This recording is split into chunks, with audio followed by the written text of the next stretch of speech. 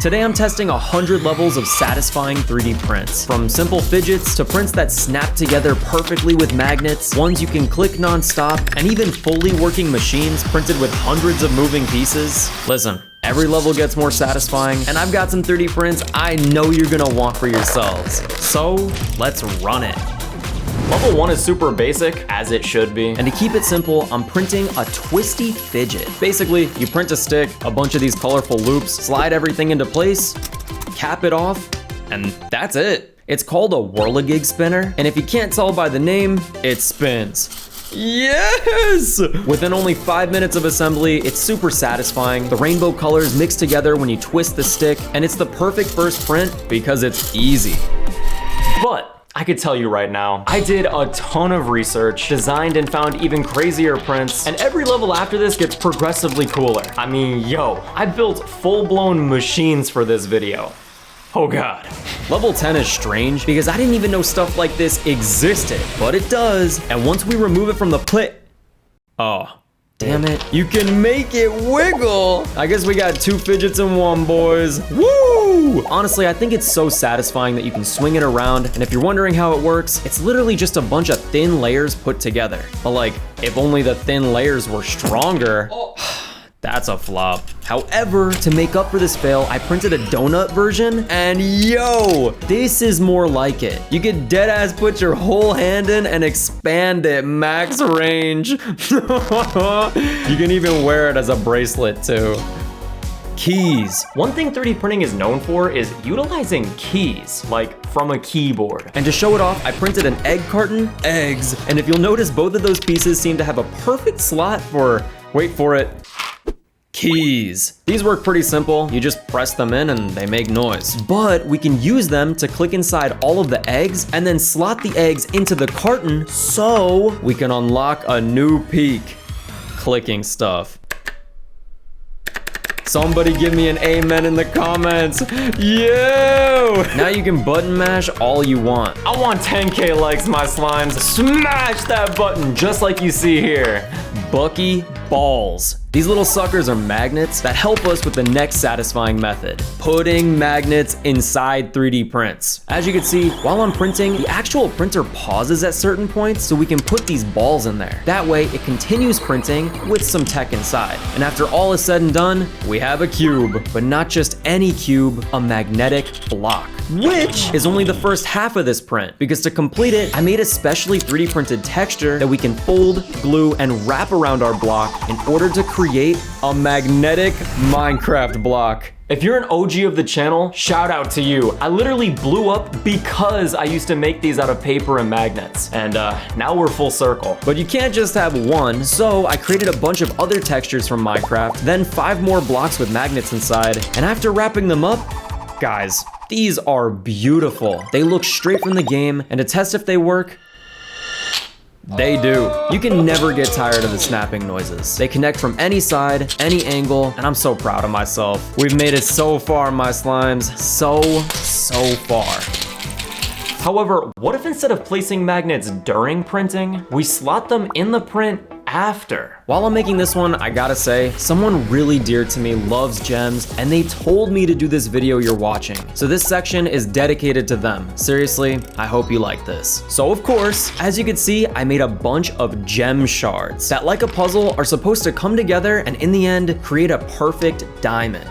All right, looks like we take these circle magnets and insert one on each piece. Oh, wait, that's fire!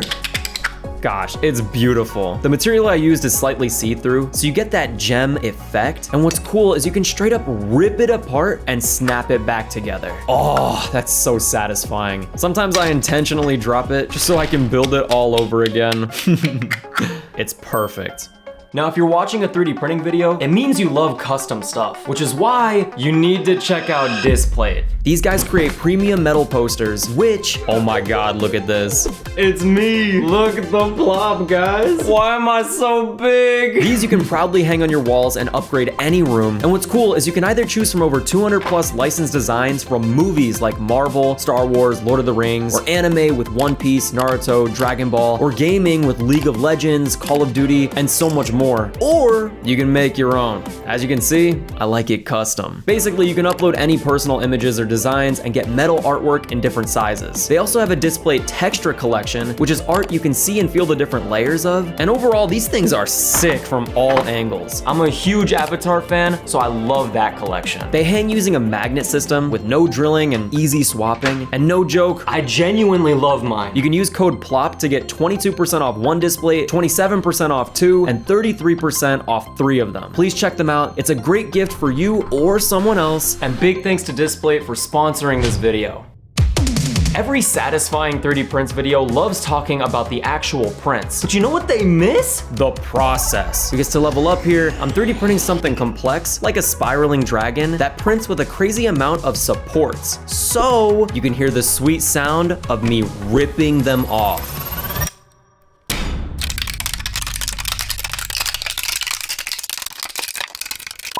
Yes! It's literally ASMR. And you're left with your awesome print. Whoa, this thing bounces. And by the way, this dragon is actually a pen holder. So random, bro. Another part of the process that's satisfying is removing things from the printing plate. So, I printed a frog. Yup. And just like any other print, you can take him off the plate and hear that peeling pop noise. But what if instead of one big thing, I print 100 smaller things so we can rip and bend them off the plate all at once? Ooh.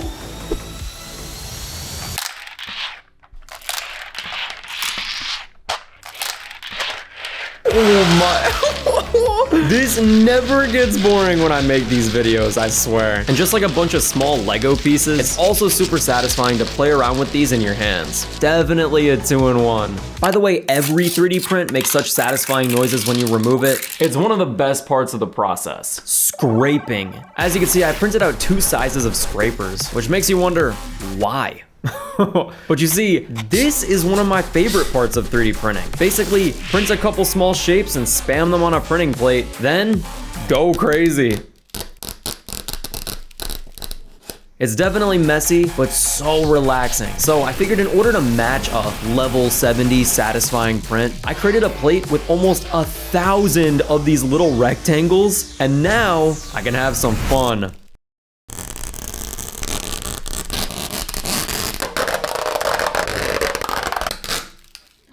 It broke the scraper! This next satisfying effect is very simple, but I'm gonna test this next print by making it in 3 different sizes because I have a theory and I wanna answer, does size matter? The print itself is called gyro rings, and the smallest size only has 7 rings, which, after breaking in each one and lathering it up with some lubricant, the way it works is you grab the middle piece and twist? Wait, yo, it's kinda working? What the heck? But with 14 rings, I know we gotta have some movement. So I broke it in, lubed it up, and hold on. Wait a minute. Oh, that's cool. As you can see, whenever I twist my fingers, the rings glide around, and visually, it's so satisfying. But what if it was even bigger? Because the final size not only has 7 more rings, but I think it made a difference, yo. Oh, this one's cool. It looks trippy. You can spin it with your hands too. And when you want to put it away, it folds like a pancake. Gyro ring size matters, guys. Rainbow pin art fidget. You know those toys you can find at any grocery store and it molds to your fingers when you touch the pins? Yeah. I want that. So first up was making the pin holder, then a lifter to help insert the pins we gotta print. Then, well, I have to print the pins. Like every single one of them. In sections. I'm not gonna lie, I could tell you the entire process, but this deadass took me days. Basically what I had to do was print the majority of the pins, then lay the pin holder on top, and let the printer lock them in by printing the nubs once it's all together. Then you rip it, and hopefully it comes off clean. It doesn't. Somehow I got through every major color, broke like 20 different pins, had to reprint them, and basically kept going until I got it. But now that the pain and suffering is over, was it worth it? Yes.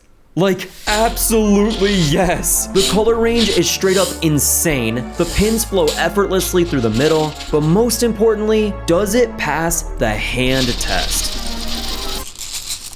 we're in business. Yeah! I'm not gonna lie, do not make this at home unless you like suffering. But if you do, it's worth it. Bruh. We're here, my slimes. Level 100. And I have one thing to show you. Balls. Like, steel ones. Because using over 30 of them, I'm making the most satisfying marble machine I've ever seen on the internet, which must have taken over 50 printed parts and a pretty deep assembly. But I think this calls for a montage. Hit it.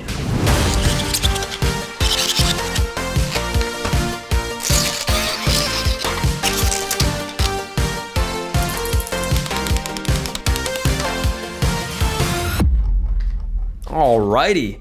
It's finished. But even though it looks colorful and well built, there's two questions. Does it work? And how does it work? Well, simply take this lever and crank it? Oh, nah. If you have autism or ADHD, you are screeching on all fours right now. Genuinely so worth. Oh my gosh, I'm never gonna stop 3D printing. Bro. God bless all of you guys, seriously. If you like this video, you'll definitely mess with the ones on screen too. So, I'll see you there. Peace.